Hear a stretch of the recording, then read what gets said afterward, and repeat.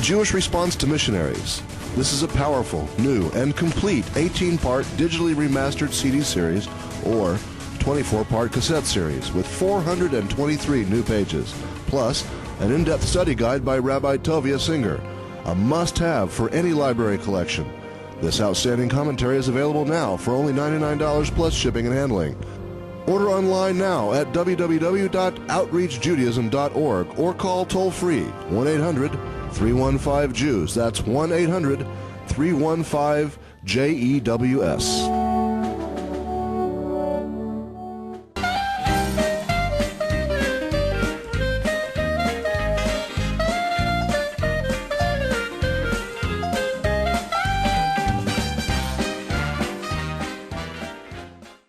Hi, can you be right-wing, observant, and an artist?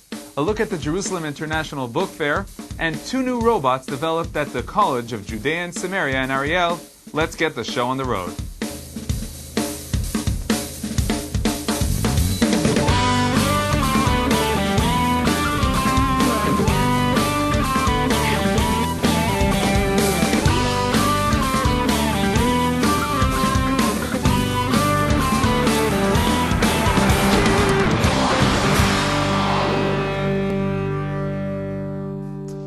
Shalom and welcome to Israeli Salad. An art exhibition relating to political issues taking place in Tel Aviv is not an uncommon sight, but what surprised us is when we learned that the display is being held by an observant, right-wing artist, and a corresponding exhibition of his artwork is taking place in a Sumerian city. Let's meet artist Avner Bar Chama.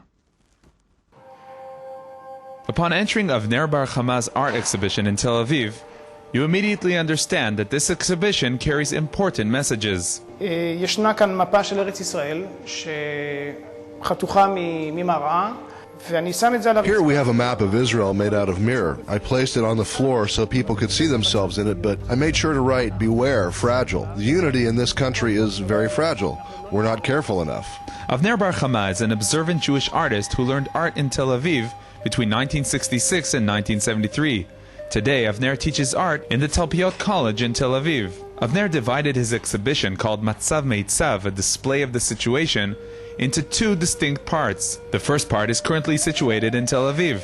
In this display, Avner decided to present artwork that relates to the beauty of the whole land of Israel and to the residents of Yesha, their life, and the importance of their settling of the land. The main exhibit in the Tel Aviv display is a very orange piece. Orange being the color of the struggle against the pullout from Gaza and the Shomron.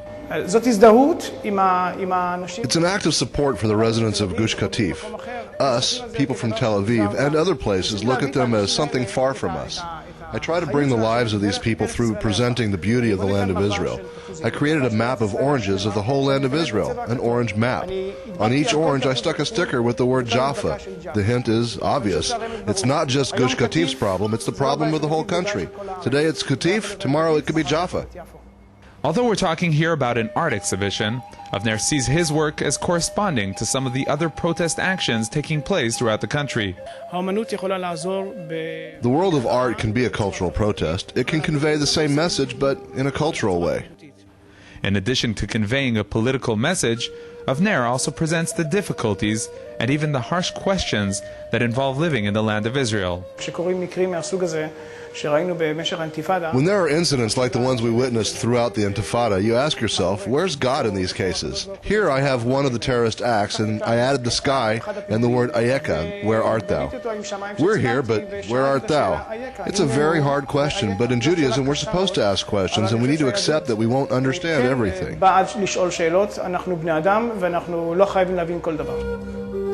To fully comprehend Avner's art, we decided to continue to the second part of the exhibition, located in the Sumerian city of Ariel. Avner decided to present more subtle artworks in the Tel Aviv display, as opposed to the straightforward message that can be felt in the Ariel exhibition. The first exhibit that Avner showed us in Ariel brought out this contrasting difference very clearly.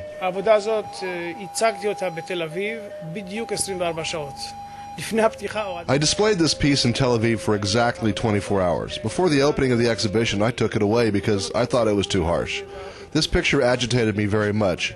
a picture of a girl raising her hands painted with blood, imitating the murderer in Ramallah who did the same. Automatically, I remembered a different picture, the picture of the Jewish boy raising his hands, and I said to myself, every generation and its pictures. There's the generation that was submissive and went through the Holocaust, and now there's a generation growing right here next to us, the Palestinians. And this is what they're being taught. I decided to show the contradiction. In his artwork, Avner relates to the journey to the land of Israel, a journey that he feels still continues today, even after the Jewish nation returned to Israel. I know that you'll have a hard time filming this exhibit because it's closed in and you can't come in. I'm trying to give the feeling of the promise of coming into the land of Israel and the establishment of the state. As the establishment is costly, there's a difficult day-to-day process that is now felt with the Intifada. So it's still hard to reach the promise. On the bottom, I put a see-through suitcase with a mirror so a person sees himself inside and reads the title, In Each and Every Generation. And as the phrase continues, in every generation one must look at oneself as if he was a redeemer from Egypt. So Avner proved that you could be a right-wing observant artist, but is he alone? Is the world of art something that can coexist with the world of Torah? The stigma, according to which the world of art belongs to the left wing, needs to stop. The way it will stop is if we educate more people from our sector to understand that art is an inseparable part of our education. There's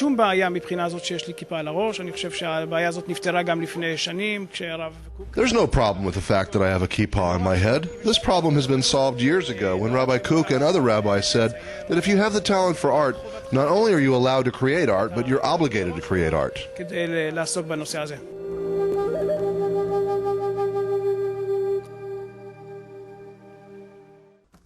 I want to thank Tennis Samuel, who helped produce this report. Please send your comments, ideas, and questions to the Israeli Salad email, yoni@israelnn.com, or leave a message on the Israeli Salad voicemail at international dialing code 972-3918-5554. That's 972-3918-5554.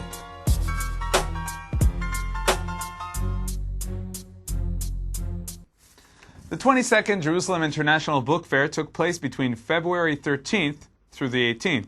Around 500 publishers from 30 countries participated in this fair at the Jerusalem International Conference Center. Earlier, we spoke with Yoel Makov, Deputy Director of the fair. Shalom, Yoel. Shalom, Yoni. So first of all, what's the purpose of this fair?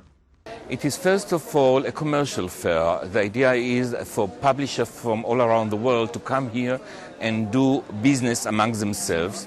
But the fact that there are so many books here and so many titles, it is an excellent opportunity to the public to come and see what is new in the world publishing. So do the Israeli readers find interest in international literature? Look, well, first of all, Israelis are still books readers. And we have people from all around the world, so still there is a lot of interest in many languages. So people can come here and look at books from all kind of books from all over the world in all kind of languages. And of course, people who came here many years ago from Romania can see books from Romania here, and from Poland and Russia. Well, we have a lot of new immigrants from Russia, so it's still very, very... they enjoy books to read by original. Yoel, tell me, how about the other way? Are writers and publishers from around the world interested in Israel? Do they write about Israel or for the Israeli reader? Well, I think that Israel always caused a lot of interest, sometimes for better reasons, sometimes for worse. But there is one very clear fact. Israeli writers are translated to many, many languages all around the world. And again, a lot of international literature is translated into Hebrew. So definitely you can see this combination of world literature in our book fair and in books in Israel. And what other events take place in this fair? Well, this year, what's really very, very important in our book fair this year is all kind of literature activities. We have literature cafe here, meetings with writers and symposiums all over the days. And I would say that the fact that the publics are coming prove to us that there's still a lot of interest in books. And really Israeli still reads books. Yoel Makov, Deputy Director of the Jerusalem International Book Fair, thank you very much for joining us. Well, I'm very glad to be here, and I hope those who have been here enjoy very much our International Book Fair. Be sure to visit the Israeli Salad website. On the Israeli Salad site, scroll through all the editions, see what topics were presented on each program, and simply click on the icon to watch your favorite program. Also, watch all our fantastic music videos featured right here on Israeli Salad. So be sure to click on www.israelnationaltv.com/salad.htm.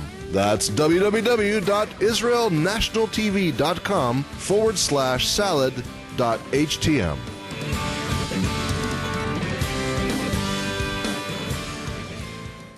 And now I'm glad to present another one of our Made in Israel reports.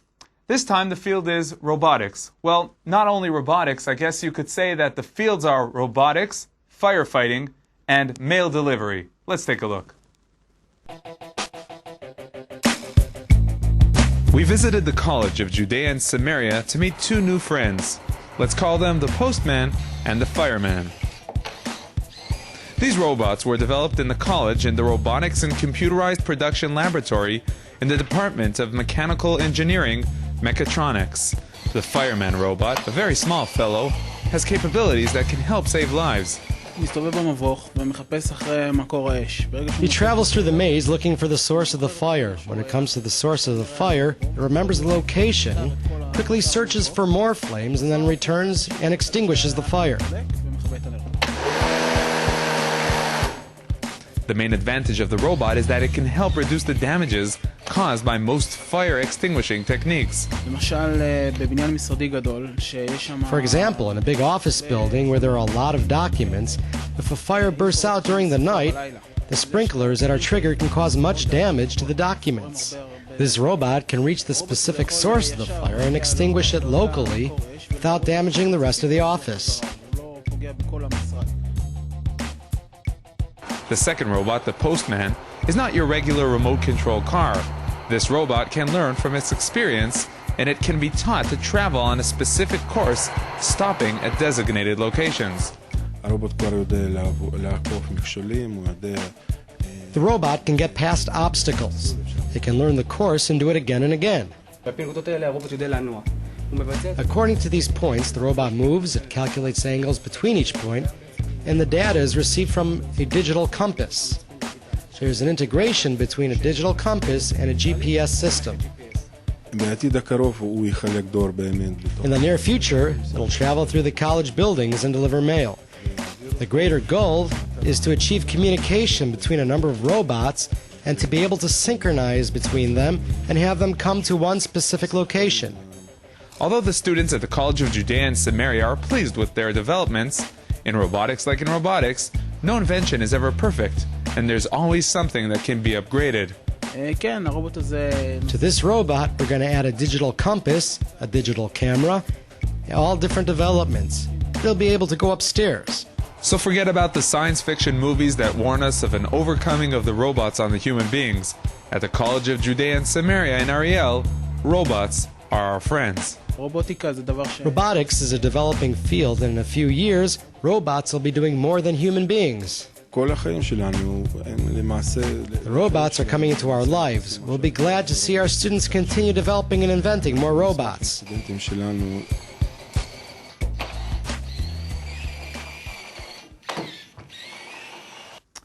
Okay, now here's how you could reach those who appeared on this week's program. Avner Bar Chama's website is www.avnerbarchama.com, which is AVNERBARHAMA.com. And the website of the College of Judea and Samaria is www.yosh.ac.il. And now our weekly insight. This week we'll be discussing the Parsha, the portion of the week of Ki Tisa. Shalom to Rabbi David Sampson in Jerusalem. Shalom Yoni. Shalom to all of our viewers around the world. In the Parsha of Ki Tisa, we read of the golden calf. we learn of how the Jewish people decided to worship a golden calf instead of God. This sin took place while Moses was on Mount Sinai receiving the Ten Commandments. Not long after the nation was redeemed from Egypt and the Sea of Reeds was split. How could this be? The nation witnessed such great spiritual events. How could they turn to idol worshipping?